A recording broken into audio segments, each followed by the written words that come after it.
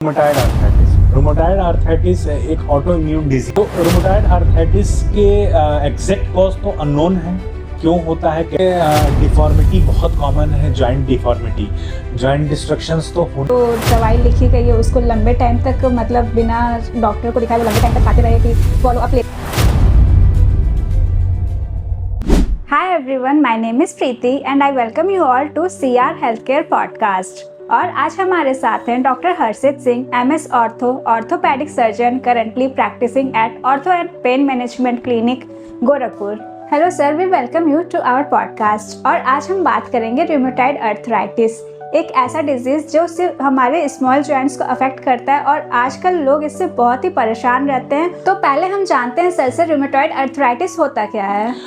नमस्कार, my self doctor Harshit Singh, MS orthopedic surgeon eight ortho and pain management clinic, Gorakhpur. तो rheumatoid arthritis एक auto immune disease है। Auto immune का मतलब, इसे आम भाषा में बात करें कि हमारी इम्यूनिटी ही हमारी बॉडी को असर करने लगती है, तो उस बीमारी को ऑटो इम्यून कहते हैं। तो रोमेटाइड आर्थराइटिस एक ऑटो इम्यून डिजीज है। इसे आम भाषा में हिंदी में गठिया भी बोलते हैं, जिसमें कई सारे जोड़ एक साथ इन्वॉल्व हो जाते हैं। कभी छोटे जोड़ और बड़े जोड़, दोनों जोड़ के जॉइंट्स में पेन होने लगता है, स्वेलिंग हो जाती है, और ये दोनों हाथों में या दोनों पैरों में एक साथ होता है ना। सिमेट्रिकल होता है, और जो भी इसमें मॉर्निंग जब सुबह सो के उठते हैं तो इसमें जकड़न अकड़न ये सारी चीजें रहती हैं। ये होता क्यों है? तो इसमें क्या होता है कि हमारी बॉडी की इम्यूनिटी जो बाहर बीमारियों से या किसी चीज से लड़ती है, वो ये पहचानने में, जो अपने टिश्यू हैं, अपने बॉडी के जो सेल्स हैं, जॉइंट हैं, उनको जब पहचानने में मिसमैच होने लगता है तो वो अपनी बॉडी के जॉइंट्स को, के प्रोटीन्स को अटैक करने लगते हैं, जिसकी वजह से वहाँ पे बोन लॉस होता है और इन्फ्लामेशन होता है।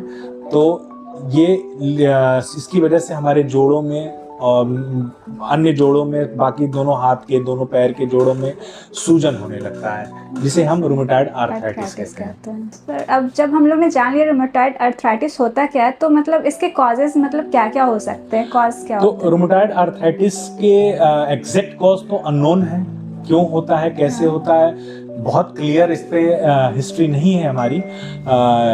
लेकिन जो कुछ फैक्टर्स हैं जिसकी वजह से होता है, जो इसे इन्फ्लुएंस करते हैं, एक तो आपका जेनेटिक फैक्टर होता है, दूसरा आपका इन्वायरमेंटल फैक्टर, जैसे कि क्रोनिक स्मोकर्स में ये ज़्यादा देखा जाता है। फीमेल्स में रेशियो ज़्यादा है compare to males, due to hormonal changes की वजह से रिस्क ज़्यादा होता है फीमेल्स में। प्रेगनेंसी, स्ट्रेस या sudden change in environmental conditions, ये सारे प्रेसिपिटेटिंग फैक्टर्स होते हैं जिसकी वजह से गठिया इन लोगों में ज़्यादा देखा जाता है। सर, जब जॉइंट्स में पेन होता है तो हमें कैसे पता चले कि वो रूमेटॉइड आर्थराइटिस का ही पेन है और हमें कब डॉक्टर को दिखाना है? तो देखिए, रूमेटॉइड आर्थराइटिस का जो पेन होता है वो बायलेटरली सिमेट्रिकल होता है, मतलब कि दोनों हाथ को एक साथ इन्वॉल्व करेगा या दोनों पैर को एक साथ इन्वॉल्व करेगा। सेम जॉइंट नहीं, बट दोनों हाथ के जोड़ों में एक साथ दर्द शुरू होगा।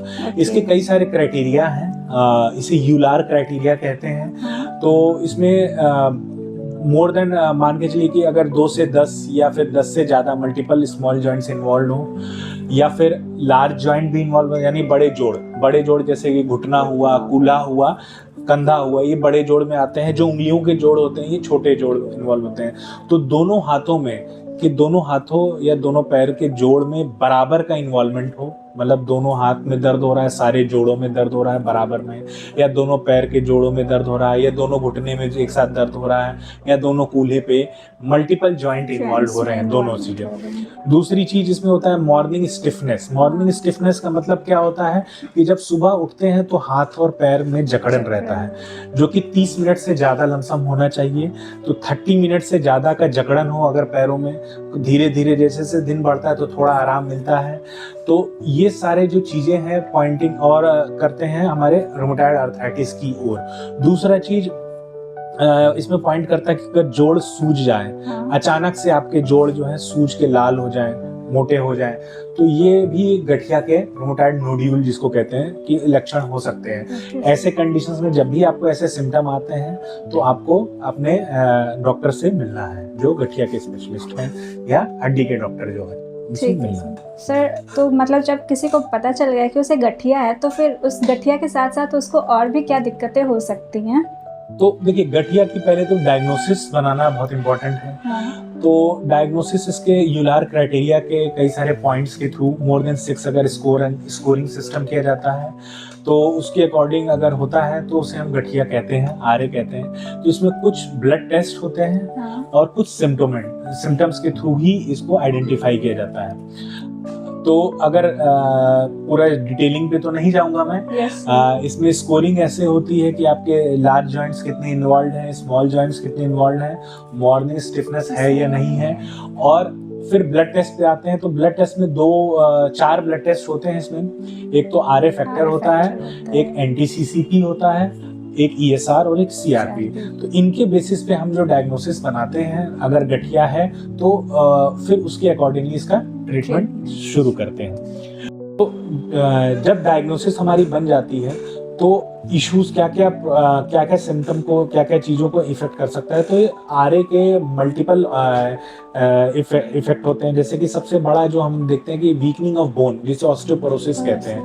तो जो आरए के पेशेंट्स होते हैं उसमें 1.5 to 2 टाइम्स ज़्यादा रिस्क होता है ऑस्टियोपोरोसिस का compare to normal individual of same age group. तो ये होता क्यों है? क्योंकि जब हमारे बॉडी के जो प्रोटीन्स होते हैं, जो जॉइंट्स होते हैं, वो डिस्ट्रक्शन शुरू हो जाता है। हमारी बॉडी की इम्यूनिटी खुद ही हमारे जॉइंट्स को डिस्ट्रॉय करने लगती है, जिसकी वजह से हमारे जॉइंट्स, हमारे बोन्स वीकनिंग होने लगते हैं।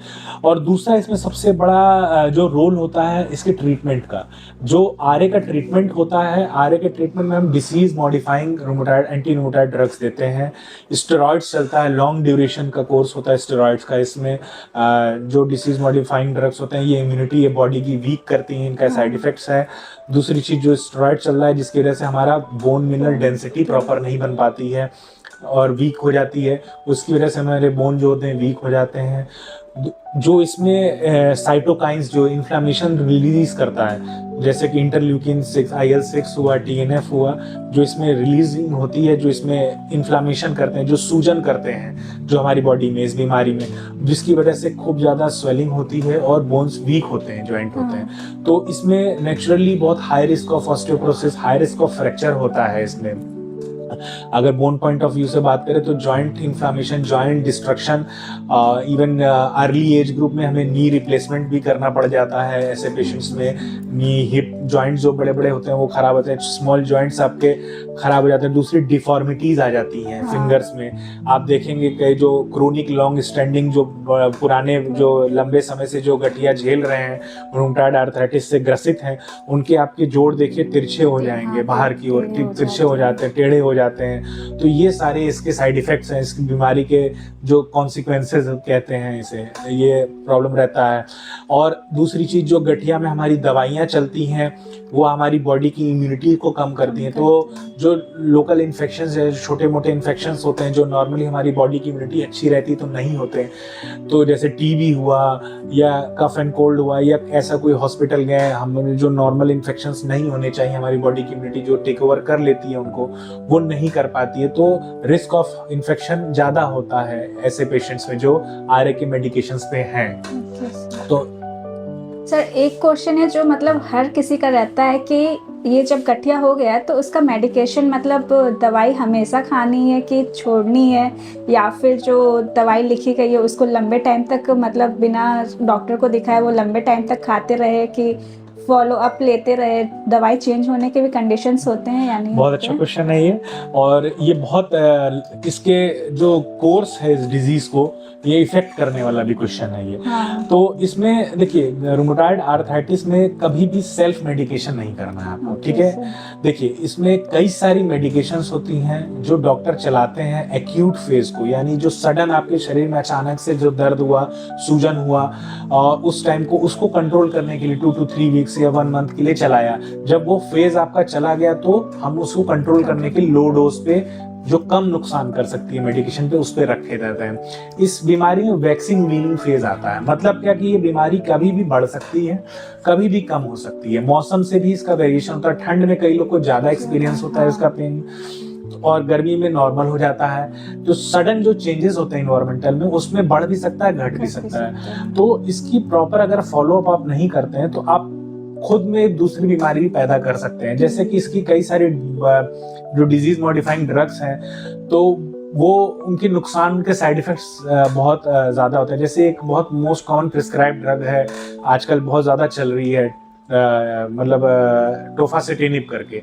तो उससे ट्यूबरकुलर चांसेस हमारे बढ़ जाते हैं अगर उनका ड्यूरेशन 6 वीक्स या 4 वीक्स से ज्यादा उसको प्रिस्क्राइब किया जाए। तो स्ट्रिक्ट कॉशन होता है, वो डॉक्टर को पता है कि कब कौन सी ड्रग कितने दिन के लिए देनी है, उसके बाद कैसे विड्रॉ करना है। इस बीमारी में स्टेरॉइड्स भी चलती हैं, तो कितने दिन के लिए स्टेरॉइड चलाना है, कब उसको स्टेरॉइड स्पेयरिंग इंटरवल देना है, कब क्या करना है, ये अगर आपका प्रॉपर फॉलोअप नहीं रहेगा तो आप उससे रिलेटेड मेडिकेशन रिलेटेड कॉम्प्लिकेशंस में लैंड अप कर जाओगे। जैसे कि लॉन्ग ड्यूरेशन तक आप स्टेरॉइड खा रहे हो तो आप डायबिटिक, बोन लॉस और भी सारी चीजें आपको हो सकती हैं, ठीक है।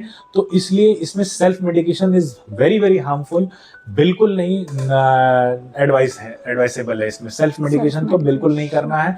आप ड्यूरेशन अपना इसमें देखिए, डॉक्टर क्या करते हैं, जैसे आपका फेज स्टेबल हो जाता है तो वो 6 वीक्स, 1 मंथ, 3 मंथ पे आपको बुला के रेगुलर इंटरवल पे डिजीज के अकॉर्डिंग, सिम्टम्स के अकॉर्डिंग, बीमारी के अकॉर्डिंग आपके डोजेस को मॉडिफाई और कम और ज्यादा करते रहेंगे।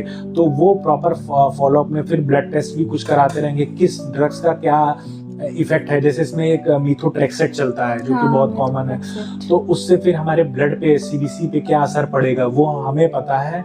उसके अकॉर्डिंग फिर हम टेस्ट कराते हैं, तो वो उसका इफेक्ट आ रहा है, उससे नुकसान तो नहीं हो रहा, फोलिक एसिड की कमी तो नहीं हो रही, तो उस हिसाब से हम उसमें देते हैं। तो प्रॉपर गाइडेंस के अंदर ही आरए का मेडिकेशन करें, ना तो ना करें, क्योंकि अगर आप बिना गाइडेंस के मेडिकेशन, सेल्फ मेडिकेशन करेंगे, वो ज्यादा हार्मफुल है डिजीज के कंपैरिजन में।